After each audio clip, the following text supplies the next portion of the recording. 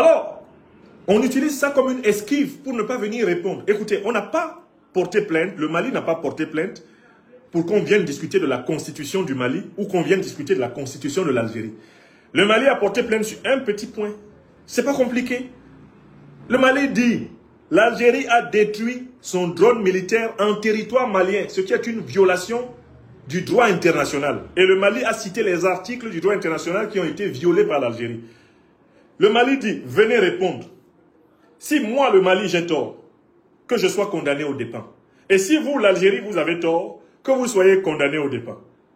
C'est là-dessus qu'on vous appelle, Tebboune. On ne vous a pas appelé pour raconter toute l'histoire de l'Algérie ou toute l'histoire du Mali. Parce que si on commence, l'Algérie doit davantage au Mali que le Mali à l'Algérie. Sans le Mali, l'Algérie ne serait pas indépendante. Mais sans l'Algérie, le Mali serait indépendant. Écrivez ça.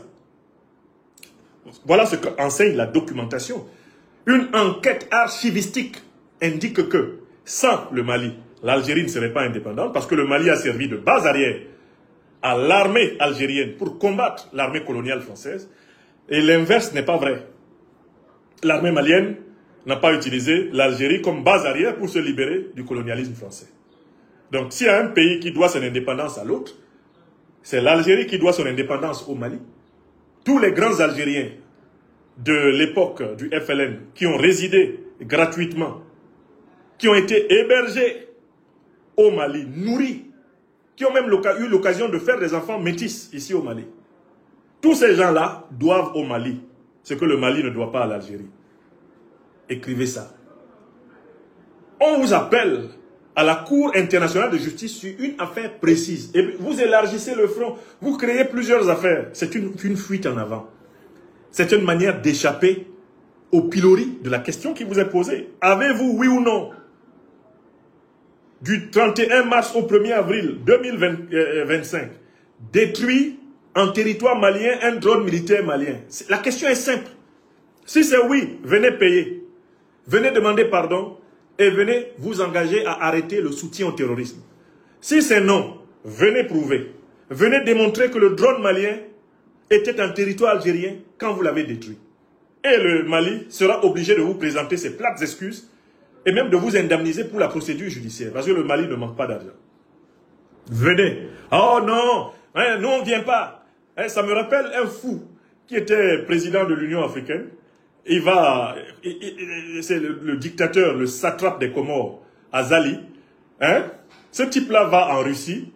Et comme il était président de l'Union africaine et qu'il voulait flatter l'autocrate français Emmanuel Macron, il arrive en Russie là-bas. Et il y avait les 3 dirigeants, ou 2 dirigeants de l'Alliance des États du Sahel. Je me souviens, le président Goïta et le président Traoré qui se trouvaient en Russie au même moment. Et Azali dit que lui, il ne veut pas prendre une photo avec eux. Parce qu'ils ont pris le pouvoir par coup d'État. Mais cet individu semblait ignorer qu'on connaît son histoire aux Comores. Azali est arrivé au pouvoir par coup d'État, il gouverne par coup d'État. Il fraude aux élections tous les jours, il tue les opposants matin, midi et soir. Et c'est ce truand-là qui s'est tenu debout en plein Moscou ou Saint-Pétersbourg pour dire que lui ne prend pas une photo avec le président du Faso, le révolutionnaire panafricaniste Ibrahim Traoré, ou avec le général d'armée Assimi Goïta, président de la transition du Mali, chef de l'État. C'est ce misérable individu d'Azali, détesté par le peuple comorien, honni par les Africains, un individu insignifiant à tout point de vue, visuel, intellectuel, spirituel et psychologique. C'est lui qui s'est permis de dire que lui, il ne veut pas sortir dans une photo avec les putschistes, alors qu'il est un putschiste. Donc Abdelmajid Tebboune parle de droit international, alors que lui, il est un parrain du terrorisme. Depuis quand quelqu'un qui héberge des chefs terroristes peut parler de droit international? Vous hébergez Iyad Agali, un responsable d'Al-Qaïda. Vous hébergez Mahmoud Diko. Des gens qui sont engagés aux côtés des organisations terroristes qui ensanglantent le Mali. Vous osez parler de droit international, le droit au terrorisme? Cette expression droit international peut-être être accolée au terrorisme. Le droit international est-il le droit de terroriser? Bon, passons au 5e paragraphe, parce que ça fait pitié. On les a coincés, ils sont dos au mur et ils cherchent des histoires ailleurs. Hein, c'est un peu comme l'affaire du loup et de l'agneau. Hein, le loup, il veut manger l'agneau. Il dit à l'agneau, oh, tu as médit de moi l'an passé. L'agneau lui dit, non, il y a un petit problème. Moi, je ne suis pas né l'an passé, je suis né cette année. Ah, non, tu as médit de moi, si ce n'est pas toi, c'est ton frère. L'agneau dit, ah, ça tombe mal, hein. Moi, je n'ai pas de frère. Ma maman m'a mis au monde, je suis seul. Oh, le loup dit, non, non, non, bon, ok. De toutes les façons, vous là, donc, tu as troublé mon breuvage. Tu as troublé l'eau que je bois. Ah, l'agneau dit, hé, patron, pardon. Toi, tu bois en haut là-bas. En amont. En hauteur. C'est toi qui bois en haut là-bas. Moi, je suis en bas ici, en aval, je bois ta salive. Donc, tu ne peux pas dire que j'ai troublé ton eau, parce que l'eau passe d'abord par toi. Toi, tu finis de boire, tu chies même dans l'eau, puis moi, je bois ici en bas. Ah, le loup est vraiment embêté. Il dit, bon, je suis fatigué. Vous là, les agneaux, vous ne m'aimez pas. Vous là, vous ne m'aimez pas. Et puis, vous ne nous aimez pas. Vous avec vos bergers là, et puis vos chiens, vous n'aimez pas les loups. Donc, moi, je vais te manger. Voilà le raisonnement de l'Algérie. Je suis terroriste, mais je fais semblant d'être juridiste. Je suis une puissance terroriste, mais je fais semblant de... Je m'appelle République démocratique. Chez moi, Yaoundé, on a dit Minalmi. Démocratique de mon œil. Démocratique comment? Il y a quelle démocratie en Algérie? Mettez une petite lettre N entre O et C, et on sait ce qu'il y a en Algérie. Démocratie, pouvoir des démons. Des drogués, des cocaïnomanes, des mafieux. Des emprisonnés. Boalem sans saler, il est en prison, pourquoi? Pour un petit roman, vous foutez le monsieur en prison cadeau comme ça. Boalem sans saler, il écrit même dans la science-fiction. Prison. Vous êtes une démocratie. Vous êtes une démocratie. Non. Bon, on va maintenant aller au 5e paragraphe.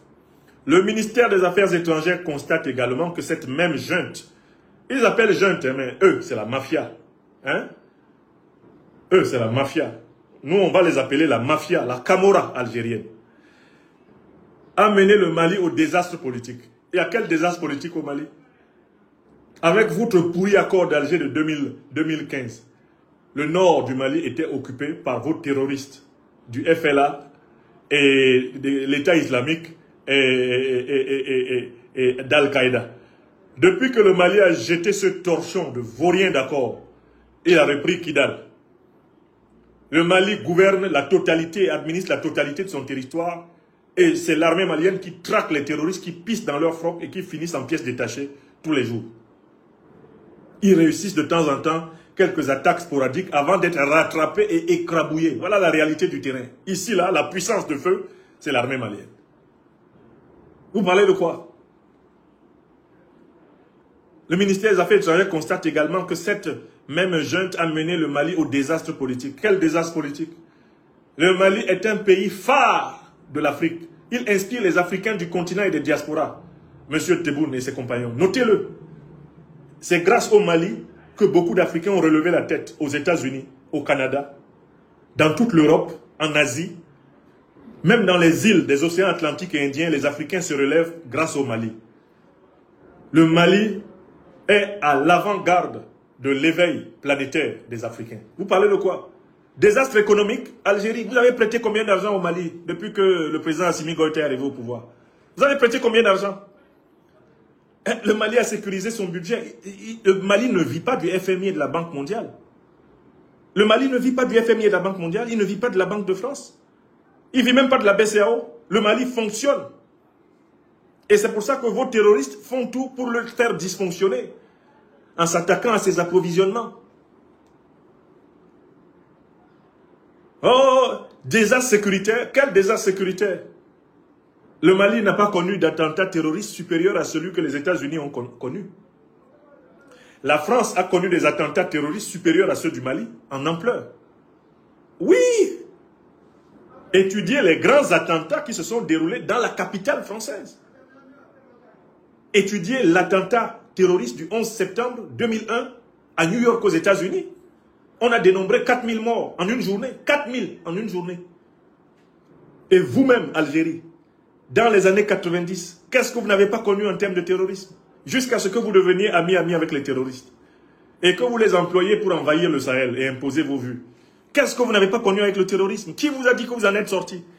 Ce terrorisme que vous servez au Niger, au Mali, au Burkina, ce terrorisme que vous nourrissez pour pouvoir voler les richesses du sous-sol sahélien, construire votre transsaharienne pour venir ramasser le gaz au Nigeria et le vendre en faisant de la surfacturation à l'Europe. Tous ces projets que vous construisez là et qui sont conditionnés par la déstabilisation de l'Afrique subsaharienne, vous pensez qu'on ne voit pas, on est au courant? Qu'est-ce que les Africains ont à chercher en Algérie qu'ils n'ont pas chez eux? Qu'avez-vous en Algérie qu'on n'a pas en Afrique subsaharienne? Qui plus est, j'espère que vous savez que toute l'Afrique du Nord, là, ce sont des pays qui ont été constitués par l'immigration arabe sur la terre des Noirs.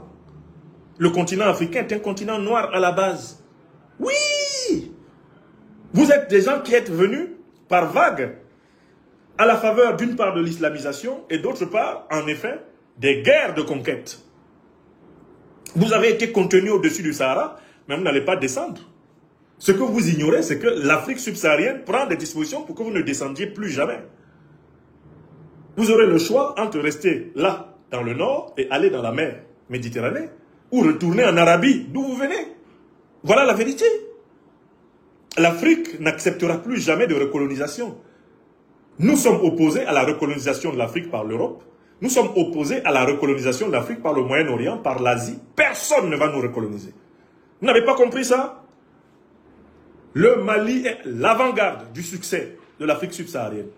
Le Mali est un succès politique, économique, sécuritaire. C'est le Mali qui inspire tous les grands Africains. Et la grande révolution d'Afrique centrale s'inspire de la révolution malienne, de la révolution sahélienne. La naissance future de l'Alliance des peuples d'Afrique centrale va s'inspirer du travail fondateur des présidents Goïta, Tiani et Traoré. Même les diasporas africaines des États-Unis, les Afro-Américains se reconnaissent en Traoré, se reconnaissent en Goïta, se reconnaissent en Tiani. Vous parlez de quoi?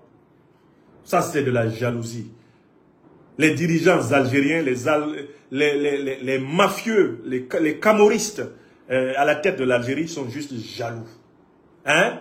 Alors, il faut qu'on leur apprenne une petite chanson en langue douala du Cameroun. Elle dit ceci. Muna nyongo abukite oae, bambele mokundae iyoe, bambele mokundae iyo. Muna nyongo abukite oae, bambele mokundae iyoe, bambele mokundae iyo. Muna nyongo abukite wete buno, bambele mokundae iyoe, bambele mokundae iyo. Muna nyongo abukite tebuno, bambele mokundae iyoe, bambele mokundae iyo. Quand ton frère te dépasse, il faut porter sa chaise. Oui! L'AES vous dépasse. Tous les impériaux terroristes occidentaux, moyen-orientaux ou du Maghreb, vous êtes dépassés par l'émergence d'une puissance en Afrique noire. L'Alliance des États du Sahel est un gros caillou pointu dans vos chaussures. Vous marchez comme des chicards depuis que cette puissance s'est levée. Pourtant, cette puissance vous annonce le réveil et l'éveil irréversible de l'Afrique subsaharienne. Nous, on ne va pas s'arrêter. On a décidé, on a juré d'être libre et de transmettre un monde plus libre pour nos enfants que celui que nos parents nous ont transmis. Alors, il dit, sa démarche auprès de la Cour internationale de justice procède manifestement d'une tentative d'instrumentalisation de cet auguste organe judiciaire des Nations Unies dans une tentative désespérée de recherche de bouc émissaire qui l'exonérerait de ses responsabilités dans la tragédie qu'elle inflige au Mali, frère. Regardez-moi des menteurs. L'Algérie, la Camorra, la mafia algérienne ne peut pas parler de morale. Abdelmajid ne peut pas parler de morale parce que son pays héberge les terroristes. Aucune Algérienne, aucun Algérien amoureux de la vérité et de la justice ne peut comprendre que le régime algérien actuel, qui est en réalité donc une Camorra, une mafia terroriste et narcotrafiquante, c'est une mafia terroriste et narcotrafiquante qui est à la tête de l'Algérie. Personne ne peut comprendre que ces gens parlent du mot moral. Le mot moral ne devrait même pas visiter, frôler la bouche des Algériens. C'est-à-dire que même quand ils dorment, les dirigeants algériens ne doivent jamais dire bien mal, parce qu'ils n'en savent rien. Ils sont en deçà du bien et du mal. En deçà. Je n'ai même pas dit par-delà, hein. En deçà. Voici des gens qui hébergent les pires criminels du Sahel. Voilà des gens qui ont offert leur territoire à l'OTAN pour organiser la déstabilisation du Sahel. Voilà des gens qui ont même contribué au sabotage et à la chute de la Jamahiriya arabe populaire socialiste libyenne de Kadhafi. Voilà des gens qui sont dans la duplicité envers leurs partenaires historiques pourtant d'Afrique subsaharienne et qui osent parler de morale. Tout ça parce qu'ils ont peur de répondre à une question. Le drone sur lequel vous avez tiré, il était où? Il était en Algérie, prouvez-le. Vous êtes incapable de prouver une chose élémentaire. Prouvez que le drone sur lequel vous avez tiré était en Algérie et puis on va quitter ici. Au lieu de déblatérer, ils montent, ils descendent, ils sont dans des divagations. Hein? Ils sont dans ce que les Anglais appellent beating bush ici, ils tapent la forêt à côté. Parlons du sujet. Le sujet c'est, vous avez agressé le Mali. Oui ou non? On ne veut pas savoir le reste. On ne veut pas savoir combien de femmes chacun d'entre vous possède. Combien de milliards de dollars vous avez volé. Ça là, laissons ça de côté. On ne veut pas non plus savoir ce qui se passe à Bamako. Ce n'est pas le problème. On dit, du 31 mars au 1er avril 2025, vous avez tiré, oui ou non, au Mali, sur un drone malien.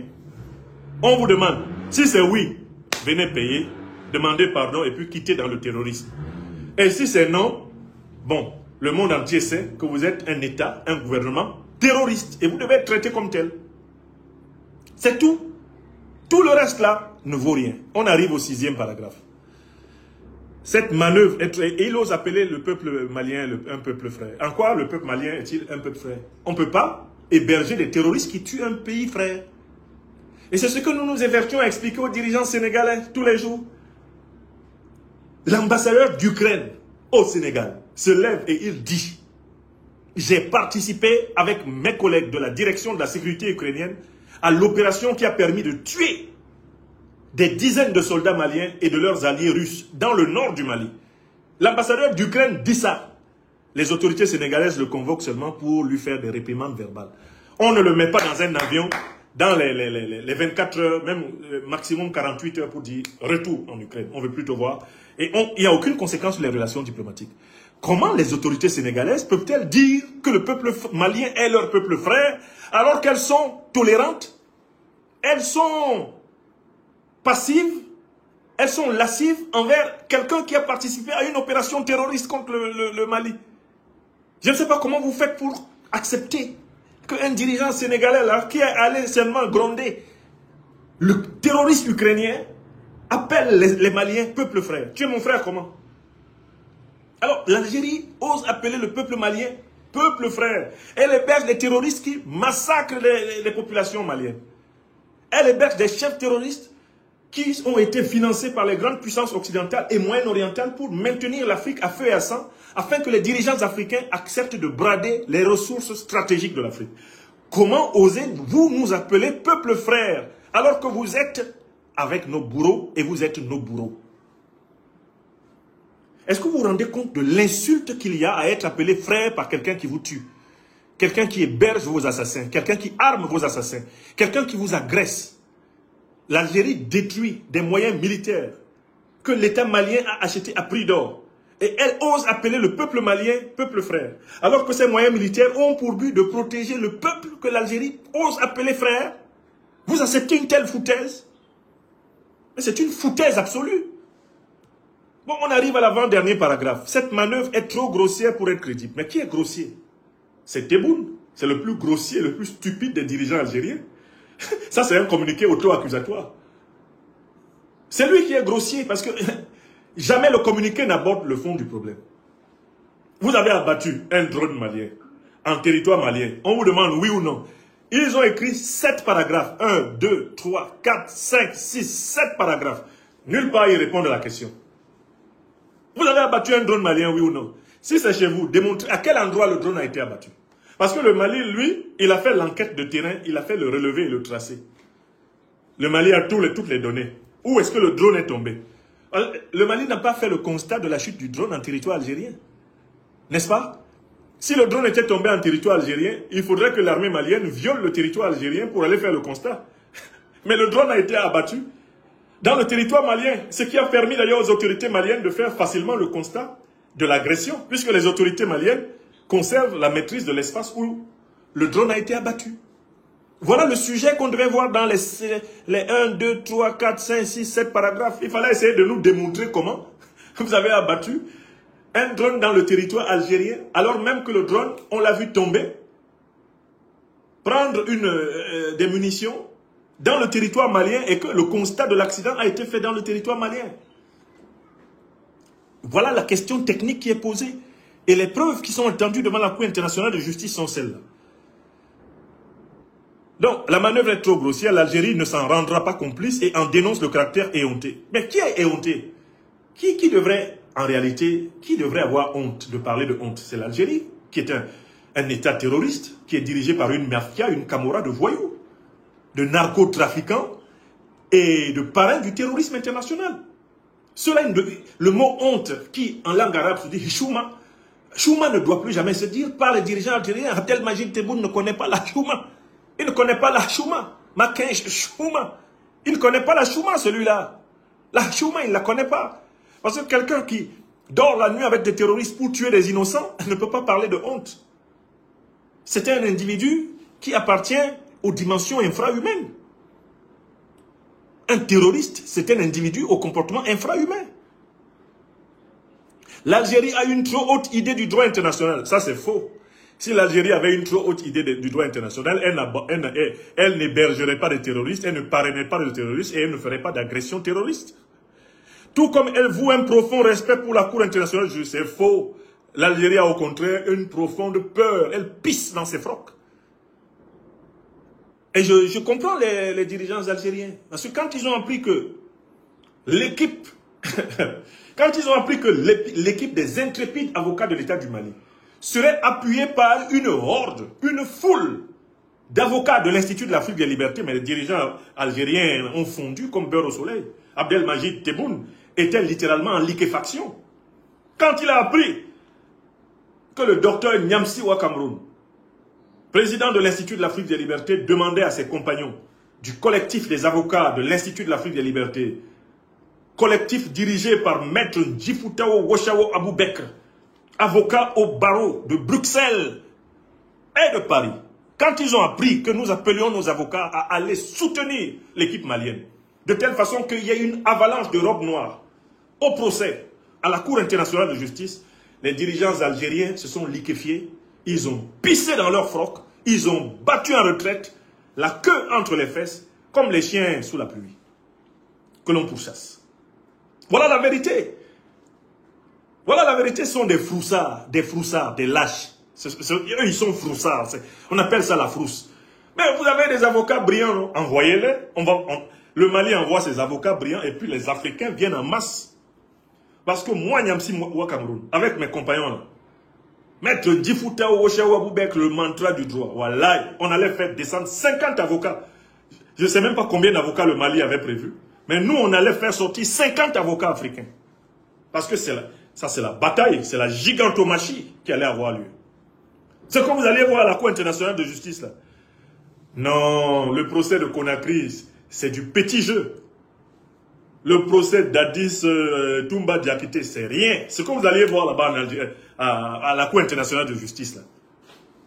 C'était la déculottée judiciaire internationale de l'Algérie. Ils ont vu dedans.